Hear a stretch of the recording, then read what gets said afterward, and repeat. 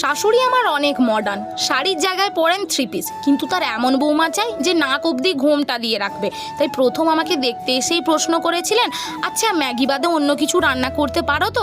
তখনই ভেবে নিয়েছিলাম শাশুড়ি বানাবো তো এনাকেই, আর প্রথম রাতে ম্যাগি রান্না করে খাওয়াবো। পোশাক আশাক দিয়ে যদি মানুষ মাপেন, হ্যাঁ তাহলে আমি গ্রামের ওই গেঁয়ো মেটাই, কারণ আমি শর্ট ড্রেসের থেকে বেশি কুর্তি পরতেই স্বাচ্ছন্দ্য বোধ করি। বিয়ের 2 দিন পেরোতে না পেরোতেই আমি ফ্রিজ ঘেটে ঘুটে কয়েকটা সবজি বের করলাম। ম্যাগি তো পাওয়া গেল না, তাই ইউপি দিয়ে কাজ চালালাম। একদম সাজিয়ে গুছিয়ে তৈরি করে ফেললাম রামিয়ান স্টাইল নুডলস। শাশুড়ি মার সামনে গিয়ে ধরতেই তো তিনি বিছানায় চিৎকার করে বললেন, বৌমা তুমি র্যামিয়ান বানিয়েছো? আমি তো ভেবেই অবাক, আমার মডার্ন শাশুড়ি র্যামিয়ানও জানে তাহলে? তারপর আরেকটু অবাক করে দিয়ে আমায় বললেন, বৌমা বিটিএসরা না এইরকমই রামেন খায়। আমি বললাম, মা আপনি বিটিএসকেও চেনেন? তিনি বললেন, হ্যাঁ জাংকুক তো আমার ফেভারিট। তারপরে শাশুড়ি বৌমাতে মিলে নুডলস খেতে খেতে ড্রামা দেখলাম।